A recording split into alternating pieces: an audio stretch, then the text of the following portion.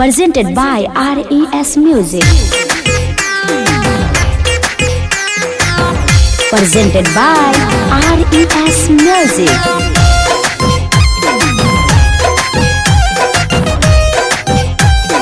Music by Pankaj Kaushik.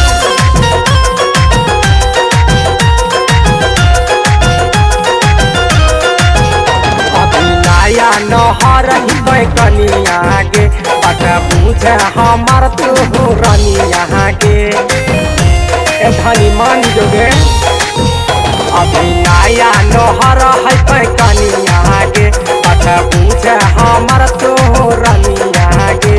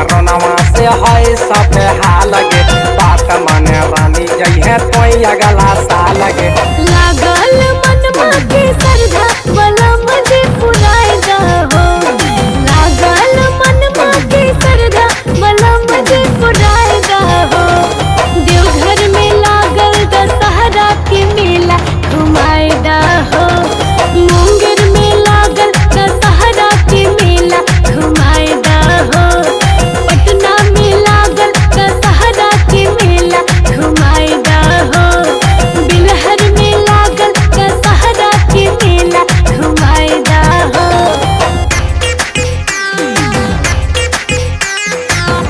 Presented by RES Music.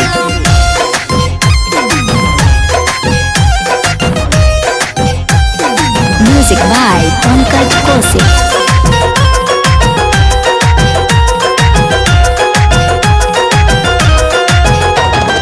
मनमोना बात का रुस जैबो हम जी मैहर नहीं तो नहीं हार जैबो हम जी माई के कृपा से ना